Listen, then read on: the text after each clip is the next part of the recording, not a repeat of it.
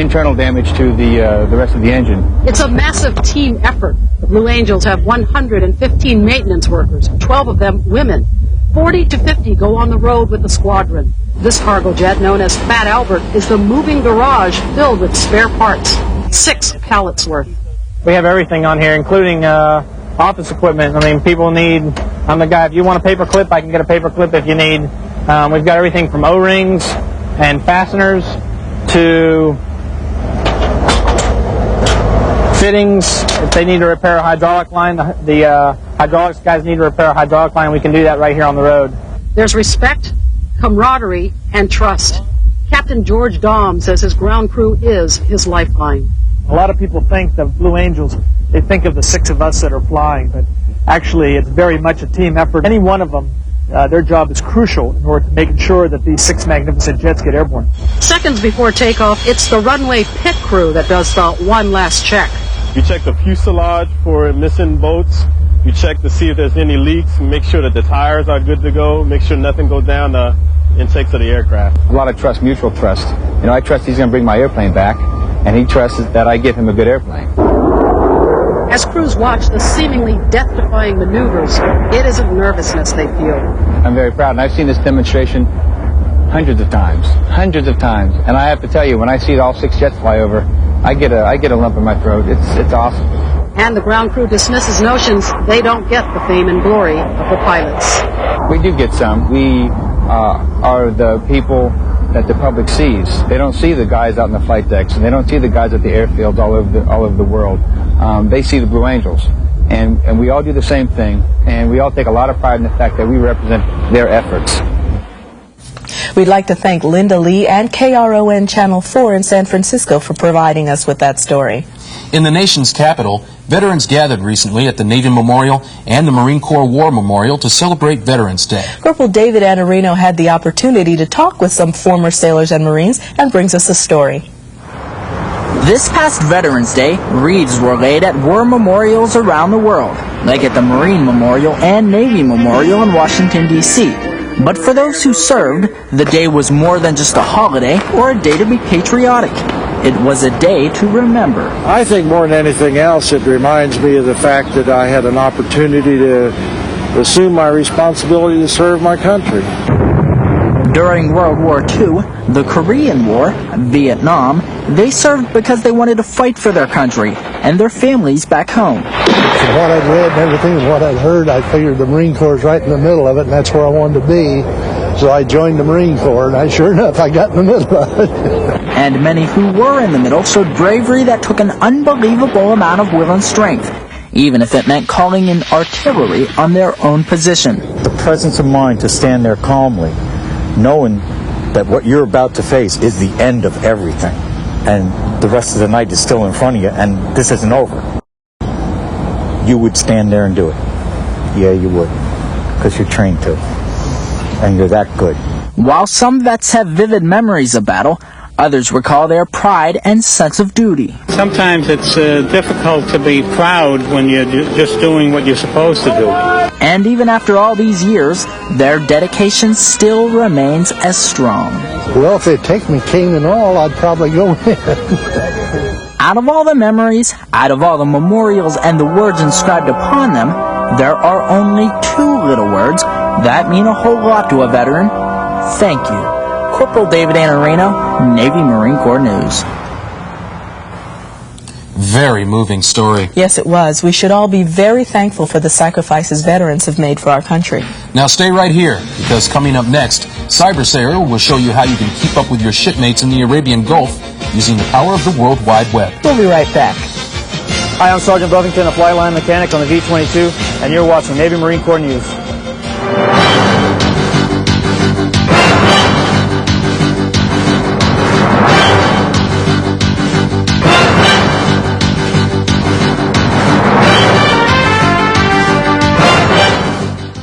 Life. You're born, you're all potential, like a blank slate.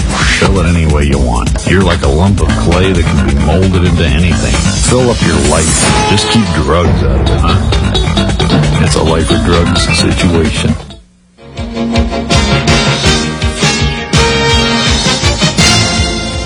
Welcome back to the show.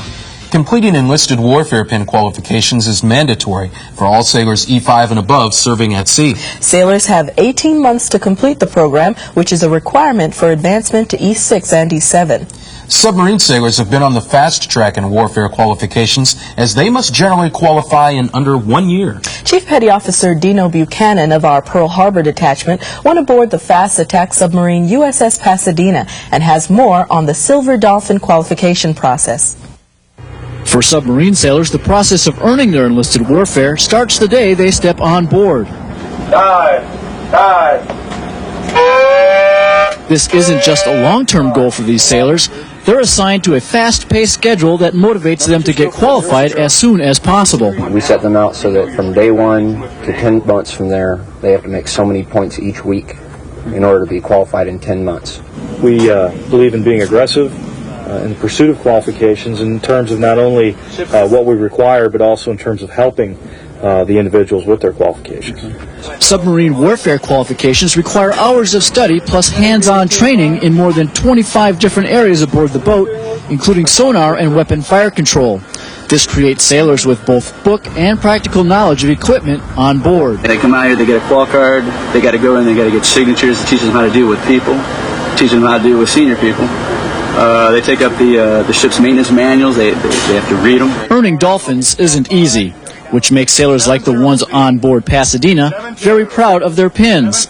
And they say there are many benefits to having a boat full of warfare qualified sailors. When I look at a guy with dolphins, I know that I can look at that kid and say, look, take care of this, and he's going to know how to do it. I'll be more knowledgeable. My shipmates will trust me. Ready for going deep. Torpedo room attack center right. This person standing here beside me can save my life if it comes down to it. I trust him to be able to make good judgments and be able to save me if there's a casualty happening. He would know what to do.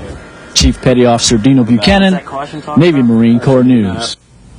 Looks like USS Pasadena has a great program for training their submarine warriors. It does. In other news, the Naval Academy football team faced the Fighting Irish of Notre Dame in one of their biggest games of the year. Let's check in with Petty Officer Scott Prather for some of the action.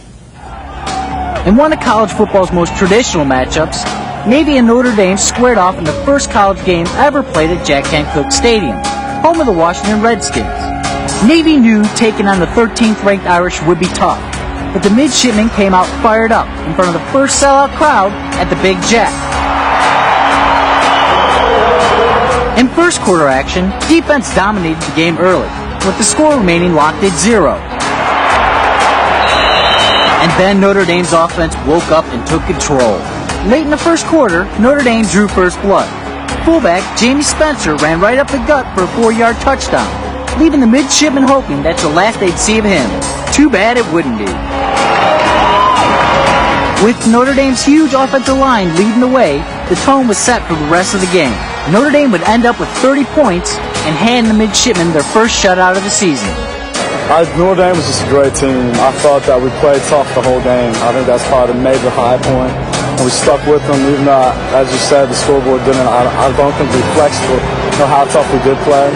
And so it's just a tough one. I mean, but we got next year. We got next year to beat them. So it was just a tough game. Navy racked up 137 yards on the ground, 102 yards in the air, and 13 first downs. Next, the midshipmen host SMU, where they continue to search for their 4th win of the season. Petty Officer Scott Prather, Navy Marine Corps News. That was a tough one for the midshipmen. Yes, Notre Dame has always given us a difficult time.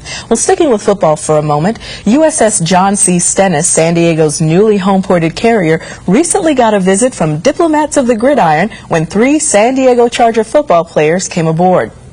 The Chargers toured the ship and learned about the Navy, and even though they were excited, they weren't exactly ready to sign up.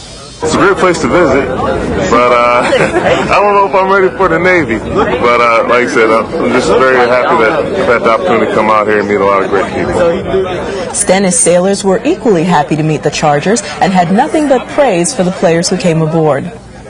I think it's a great morale booster for the crew of the USS John C. Stennis, because not only they're bringing the spirit of the sport here in the ship, but it also enhances all the people, the crew of the ship, to get to meet them and actually talk to them.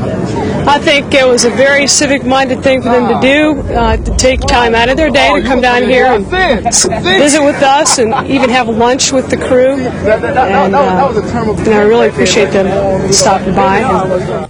That was a great opportunity for sailors to meet some professional athletes. And what a great way for the Chargers to welcome Stennis and its sailors to San Diego. And what a welcome. Cyber Sailor is back this weekend. He's going to show us where to go for information on ships in the Gulf. So take it away, Cyber Sailor. The Navy's involved in a lot right now, with everything going on over in the Arabian Gulf, so I thought I'd show you the easiest way to find out more right to the second. So let's start with Navy.mil. Go to this little green button here, Around the Fleet. Around the Fleet has the latest Navy information, and you can check out what sailors are doing around the world. At Sotocano Air Base in Honduras, you can see how Navy Seabees are helping clean up after Hurricane Mitch. Or in the Caribbean Sea, an H-3 from VC-8 and the USS Astocian participate in an anti-narcotics training mission. As you can see, sailors are everywhere making it happen. Now, let's go back to the Navy homepage and look at some ships that are currently deployed in the Arabian Gulf. First, click on Fact File. Then, click on Surface Ships. Go to Carriers, and then scroll on down to the Dwight D. Eisenhower. For those of you who don't know, the Ike is in the Arabian Gulf right now. This is a great site to learn about carriers and naval aviation. And if you want to know how to write an Ike sailor, just click right here.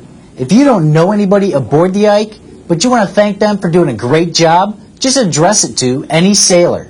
You can also see what's in the Ike's daily newspaper by clicking on the 5-star newsstand. They even have a family care line. Now go back to Surface Ships and click on Cruisers.